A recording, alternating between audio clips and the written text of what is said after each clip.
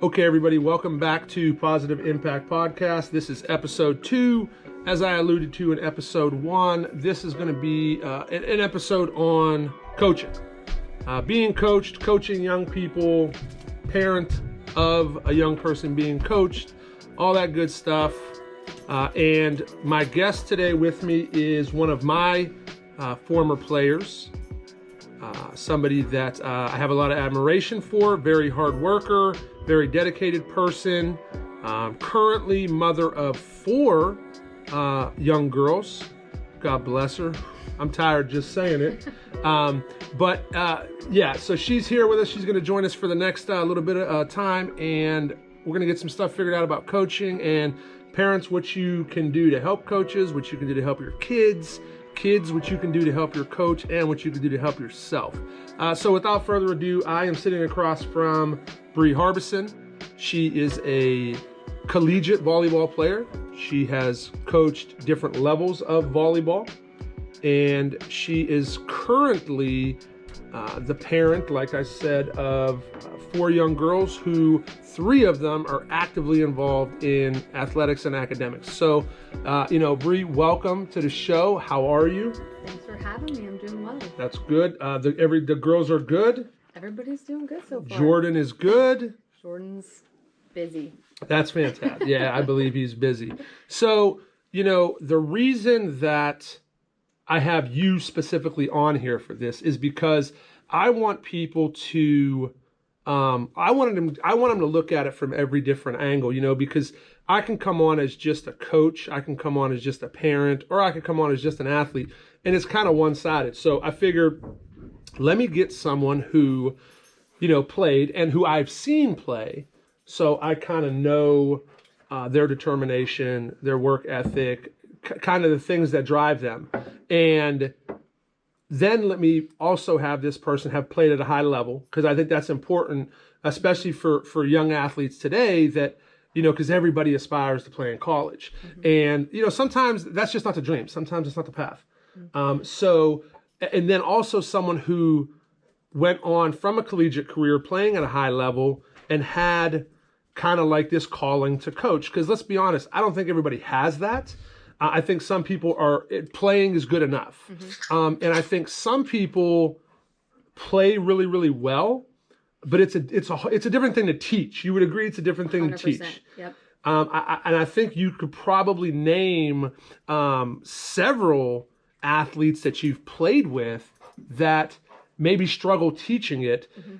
because I know I could probably name several athletes that I've played with that maybe were just an average player, but coach it tremendously. Like they're able to convey it really well. And, so I feel like having you here, having me here, we can kind of cover all the bases. And I mean, if we really want to get deep on it, we'll go to the bullpen. We'll pull my wife out of the bullpen. She shot us a look over here. She's ready to be tagged in at any minute.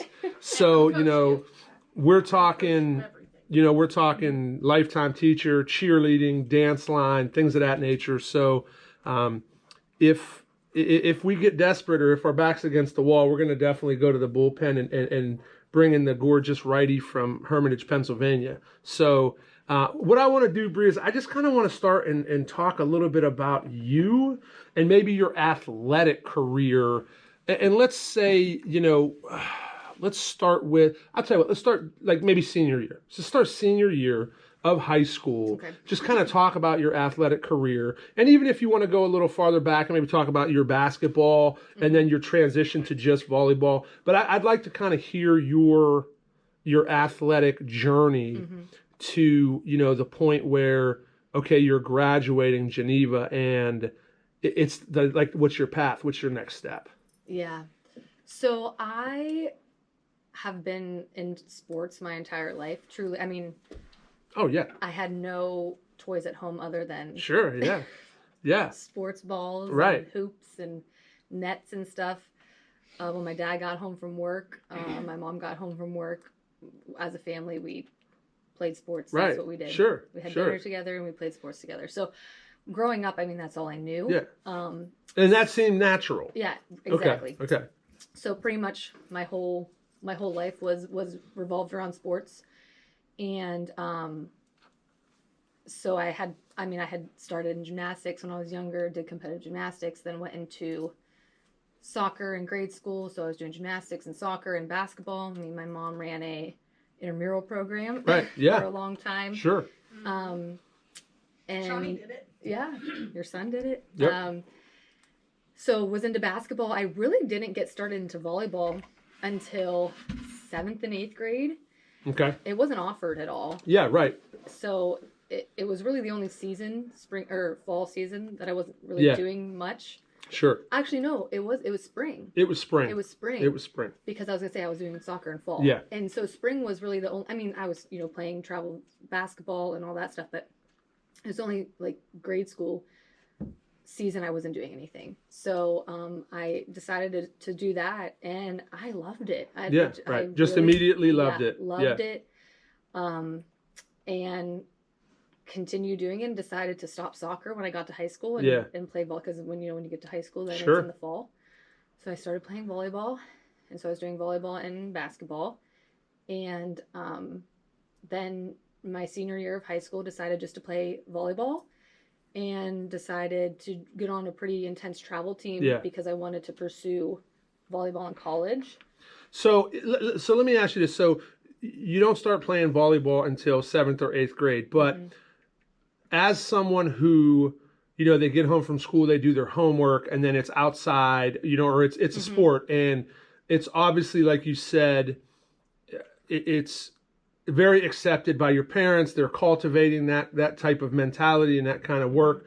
Now, you introduce a new sport into the fray because you had a busy schedule, right? I mean, you would agree you had a busy schedule. So now you introduce this new sport in, and what's the vibe from your parents adding to the busy schedule? You're not somebody who necessarily lived very close to the school. Your mom is running programs that you're not necessarily a part of, but she's still running them because she was a huge proprietor for basketball at the school. So what's the reaction when you tell your parents, oh, hey, I'm going to start playing volleyball and I want to add this in? They loved it. It was another sport that they had to learn about. Sure. And I think they saw how much I loved it, and it was just a new area for us. But yeah, I mean, they were never once not supportive, or anything. I think they were excited, for me to try something new and something they didn't really know about. I think the reason I wanted to ask that early on, because I think it's important, because here is, and just for everyone to know, Brie doesn't just come onto my radar in junior high. Like I'm friends with her family. I've known her. She babysat my son when she was younger. So there's a lot of history between us. So I know the young person all the way back, and very, very intense basketball player. 9 out of 10 people would have said, hey, her path is basketball.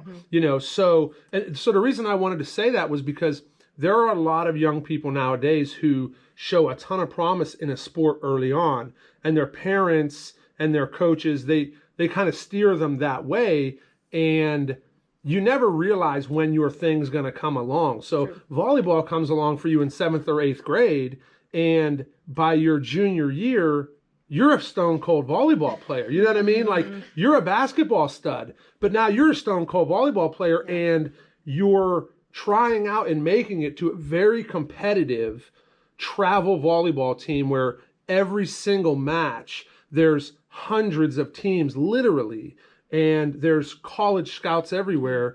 And the important thing about that for parents is when your kid comes to you and they're like, I want to bowl, or I want to golf, or I want to play volleyball, or I want to play tennis. Just because up to that point, maybe they're a baseball player or they're a soccer player, certainly don't shy them away from that sport without first having them try it and letting them make the decision. Just buy in. You know, like you said your parents did. You know, just buy in and say, okay, this is going to give me an opportunity to learn a new sport. It's going to give my son or daughter an opportunity to meet new people and to compete in something different that takes different preparation. Because in my opinion, and I think you would agree with this, the young person that you are, the mother you are, the decisions you make, the drive that you have, a lot of that you learned and you developed through playing volleyball. 100%. I mean, not to even mention the friends that you gained. You know, so it's so important that when your son or your daughter comes home and there's something new that's presented to them, and don't look at it like, oh, it's bowling. You know, it's like 2 kids on a bowling team. Well, you know what? Maybe now there's 3. Right. I would just encourage you, or I would challenge you as a parent to say, you know, instead of doing that and maybe taking the wind out of their sails, just say, oh, that's exciting. Let's get some more information about it. You know what I mean? And then let your son or your daughter make that decision for themselves after they've competed, after they've prepared. If they come to you and they say, you know, hey, Ma, you know, I tried soccer and it's really not for me. It's not my thing. You know, they finish what they start that year, and then you move on and you know, but I feel like if they come to you and your first thing is, ugh, the schedule's going to get crazy, more driving, you know, more gas is flipping $5 a gallon. You know what I mean? All those things come in. Oh, I'm going to have to try to figure out a way to, you know, change my work schedule. Because it's not about you. It's about them at that point. So, you know, and like this is, you know, like I said, you know, that we had company the other day on Sunday, and I was telling them, you know, that's the dream. Your kids are the dream once you become a parent. So you do anything for the dream when you're a young person. Well, do anything for the dream when you're a parent, you know. So I that's why I kind of wanted to stop you and point that out, because so many kids don't go on to those sports just because they meet that resistance at home, and they're like, my parents aren't bought in, screw it. You know I'm kind of in a similar situation right now with the middle one, or the 11-year-old. So I just want to make a quick, brief disclosure. Sure.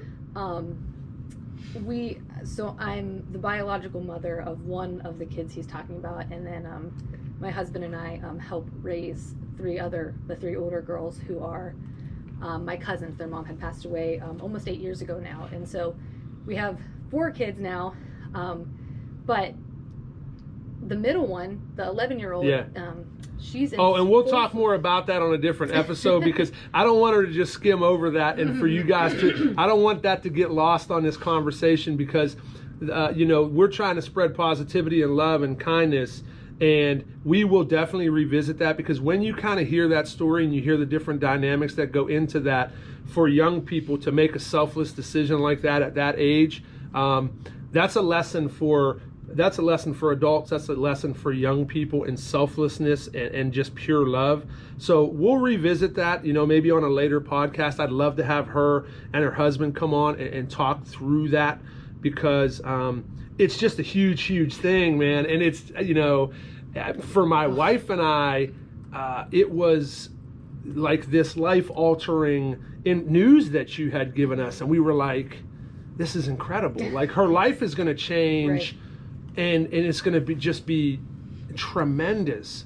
The focus changes, but the life is tremendous. I don't want to get off on that. Right. We will certainly cover that for sure, because it's big, you know. But go ahead with your point. Yeah, no, I just wanted to say, so the 11-year-old is into softball, and Jordan played baseball. I mean, it's different. It's different than softball. 11-year-old stud squad. I'm telling you, 11-year-old stud. I'm pretty sure she's a catcher, maybe, which was my position. Yeah. Just saying.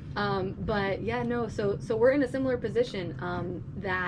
That she, or this is something that we really know. I mean, I played softball 1 year, my freshman year of high school. It's foreign to you. Because they needed a team. Yeah. And I think very quickly they were like, she's she's really not going to make a team at all. Yeah. But you were a hooper. I did okay. I did okay. I mean, you're an athlete. I mean, imagine starting softball as a 15-year-old. 100%. I mean, and never playing, before ever. Right. So, but softball's real big in the school district that the girls are in. Yeah. So anyway, we're in another similar position like that. Yeah. You know, really nothing about it, but she loves it, and so we support her and help her through, you know, all that softball brings. So, you know, you're into high school, and your main focus is now volleyball. Right. And for those of you who you know, are volleyball people, you know, in order to kind of get to the next level, it's very hard to get to the next level. I mean, you have to, if you're going to just do it straight out of high school, you have to be at a pretty big high school. You have to compete at a very high level in high school. But the greater percentage of people who move on and play at the collegiate level, regardless of classification, play in some form of a JO. Is that an accurate statement? Yes, travel ball is huge nowadays. You know, so here you are. You're a junior, a senior. You're playing for a very competitive. I mean, dude, I remember the tryout because I'm down there and like I'm writing down the drills. I'm like, dude, these are sweet drills. I gotta write these down so I can take them back to the gym. You know, because it looked like because when you coach high school, as much as like you want there to be 8, 9, 10 very high performing athletes, that's just really not the case all the time. You really just don't get that. But I'm down there and I'm watching this and I'm like, oh, snap. You're like, this is legit. Yeah. Which I thought you could play at that level. I certainly thought you could play at that level. I mean, I don't think I'd have had your dad drive us all the way down there if we were coming back empty-handed. It's true. You know, but so you're playing for high level JO, and do you know you want to play in college, or do you just know that you want to play at this higher level at the time? So I think my junior year, I really decided, okay, volleyball is the route I wanted to go. I wasn't sure whether, you know, I wanted to pursue basketball or volleyball. And then, you know, we made the decision to pursue volleyball. And so I have to shout out Tiffany Dittman, because she's the one that told me about this team and getting on a high level a high level travel team, because you needed exposure, because I was late to the game, real late to the game, and getting recruited and things like that for volleyball. I mean, we tried to put together all these like different and some of those kids are on them JO teams for a few years. I mean, since their 14-year-old is in travel volleyball already. This is her second year, so she had already started at 13. You know, 7th grade. Right. I didn't start until you're 16, 17 years old. Sure. Yeah. So all that to be said, I knew I wanted to play in college, and so I got on this team, and this team particularly was going to some pretty big showcases and tournaments and things like that. Because I needed exposure. I needed, you know, help. And so the other positive thing about this team was that the guy who ran it was a college coach himself. Huge. So he had connections, and I just so happened to be placed on his teम. So he was my legit coach for travel. For sure. So that was huge, and you helped me. We just started emailing coach after coach. I just searched colleges I was interested in. At that point in my life, I wanted to be a speech pathologist, so I really was looking at colleges that had that program, and we just started. And I love that you said that, because you knew you wanted to compete in college, but you also knew what you wanted to be when college was done. You know, so. And I think that's just as rewarding as the participating in the sport in college. So, you know, young people and parents, when you guys are out there, and if you have a student athlete that you feel like can play at the next level, and certainly JO or AAU or those kind of coaches think that they can too, and they're getting interest, you know, make the school search as exciting as the athletic program search, because you know, the percentage of young people that are going to go on to play professionally is just so small. God bless the ones that do, but it's just so small. And when you're all done with that and you enter the workforce and you enter the world, like, love what you do. Right. And if you just want to go to whatever school is going to put you on a court or put you on a field, and they don't have your major, you know, you're going to probably end up working out of your major. You're going to work outside your major. And you know, if you don't go to a big school that gives you a full ride and you're on the hook for some of your tuition, right. the bank comes calling every month. And if you're not working in your field, I mean, I'm not going to say you're paying for nothing, but if you don't work in the field that you have a degree in and you spent $100,000 for your degree, did you pay that money, you know, unwisely? Yeah, I think you did. Right. You know what I mean? Well, yeah, and so often what happens is they leave that career anyway. You know what I mean? You start that, and then they have to go back to school. So then they're spending more money going back to school to pursue something that they want. You know what I mean, in the first place. 100%. So that is huge. That is huge. Looking for a school that has what you're interested in. So did you know, you know, did you look, I mean, I know you played J.O., and, you know, Kurt was down there. So I knew you looked Geneva, but there was other schools. Well, yeah, so Geneva was literally last. So, because I was so late to the game. They had already had their whole, they had their roster filled for my year. So, I had some colleges come to practices, so he allowed colleges to come in and watch practice, and I had had some other colleges just had different tournaments come up to my mom, because at that point they were allowed to talk to me because I was already a senior. Right. So they were talking to me, talking to my mom. There was a few colleges in the Carolinas and different things like that. You know, all smaller. I mean, I'm not that tall. Sure. And I thought, again, I was going to be a hitter. Yeah, because that's what you played in high school. That's what I played in high school. I was a hitter. You know, I was 5'8", which in college is not super tall in volleyball to be a hitter. But we didn't know much. I mean, I think you also learned a lot through the process. Of helping me 100%. out, which then in turn 100%. were able to help other because people we out. were playing catch up, so we were just learning a lot about it from different people, and every coach that we would talk to, college coach that we would talk to, we would learn a little bit more about the process, and then the next time we would get better. And I love that you said you were allowed to talk to coaches at that point, because you know, student athletes and parents, the one thing that you might not understand is, you know, like your junior year, you're gonna register on what's called the NCAA clearinghouse if you're a student athlete that wants to play at the next level. And when you register on that clearinghouse, the common misconception is at that point you can begin to talk to coaches about playing collegiately. And that's just not the case.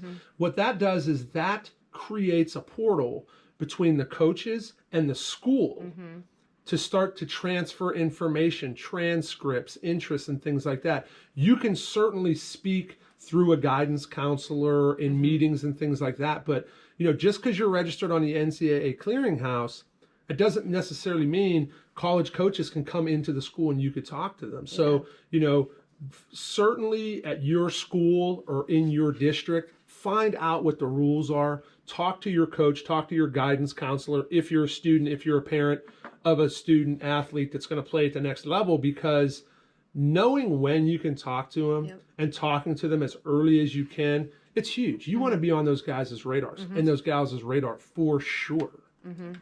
No, yeah. And like you said, knowing the rules, I mean, that's super, that's key. Or having a coach that knows the rules too, that can help guide you through it, would also be super helpful. I mean, I know we're talking from a volleyball standpoint, but that goes across all. Oh, it's everything. You know, and that clearinghouse is for all sports. You know, you'll do it in all sports. So would you consider yourself, and be honest, I mean, I know what my answer would be for you. I know what my answer would be for myself for this question. Would you consider yourself, I'm going to take your whole body of work, high school, all the years of college, would you consider yourself a coachable athlete? Because there's a difference. You know what I mean? There are kids who are naturally talented and they can get by on talent, you know, but then there are kids who are very, very coachable. And there's extremely talented kids that are really coachable, and there's subpar athletes that are really coachable. Would you consider yourself, did you just have this God-given talent and that was enough for you, so you were kind of a pain in the ass in the gym with coaches? I don't think so, but I like to hear your perspective on it from an athlete, if you feel like you were coachable, and what does that mean from your point? If I wasn't coachable, I think my parents would have pulled me out of the sport a long time ago.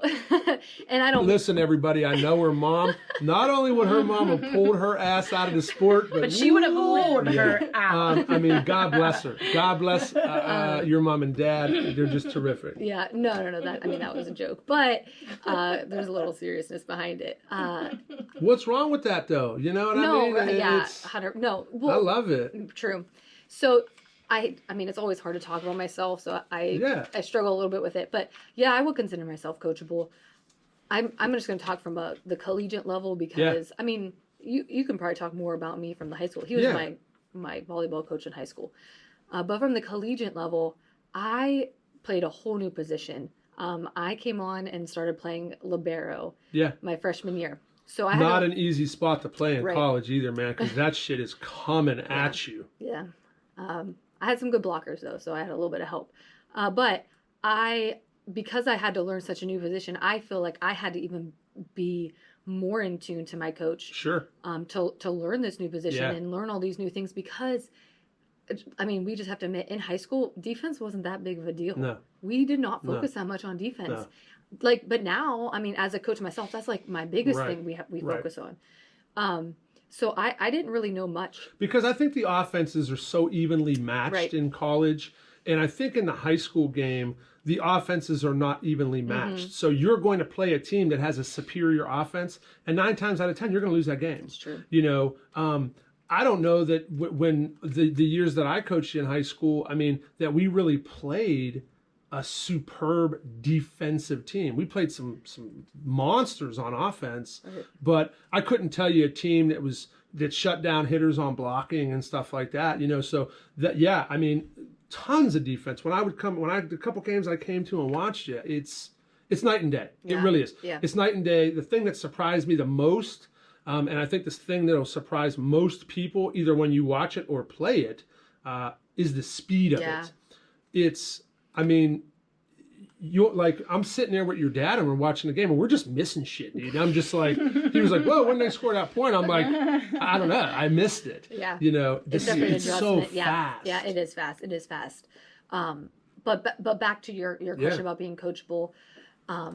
My coach, one of the things she's told me when I left college, you know, we had met with her and each one of us seniors had met with her. And the one thing she told me was that I was one of the most coachable kids that she had coached in her 4 years. Good. So I really did try my hardest to be coachable throughout my whole life. I wanted to be the best I could, and I always had, you know, trust in my coach that he or she knew what they were doing. Yeah. And so I wanted to be the best I could for my team and for 100%, my coach. Yeah. So what made you coachable? I mean, I think it was ingrained in me from my parents. I think it was you're going to respect your coach. Sure. And one thing that they had taught me that we now try to teach the girls is you can't always control what your coach does. No. Can't always control how you're going to play because sometimes you're just off that day. Sometimes you miss your serve. You know, the two things you can control is your effort and your attitude. Sure. And so I feel like that should be on a sweatshirt. I like that. Yeah. So that's, I mean, really, truly, that's what we tell the girls. You know, those are the two things you can control, your effort and your attitude. Yeah. And that goes along with being coachable. Yeah. For sure. Your attitude towards your coach and your effort that you put in for your coach, you know, and for your team. Yeah. I think, you know, if I was asked to define coachable, and this is across every sport, I think you want that student athlete to one, be receptive. Mm-hmm. It's one thing to be receptive to praise. Every young person and every adult I know, let's face it, they love when someone tells them they're doing something great. I mean, who doesn't love when someone kisses their ass? Everybody loves that, you know what I mean? And everybody loves to hear the things they do well. So I don't necessarily consider that when I say receptive. I want to see how you respond if I maybe issue some criticism about your game, or if I give you a measurable that I want you to live up to, if I give you a standard that I want you to reach. We had done a little bit of that over the last couple years. I would maybe challenge a kid to get X amount of blocks or X amount of hits, and what does that do to them when you put that on them? Like when you say, hey, I need you to go out and I need you to go, 7 of 10 from the floor and be perfect from the free throw line. What does that do? Does that kid look at you and go, well, I'm going to go 8 for 10. I'm going to go perfect from the free throw line. I'm going to stay under 3 fouls. Are they receptive that way, or are they, do you see the pressure get to them? Sure. So I definitely want a kid to be receptive. Secondly, I want the kid to be self-aware. This is not always the easiest topic to talk about.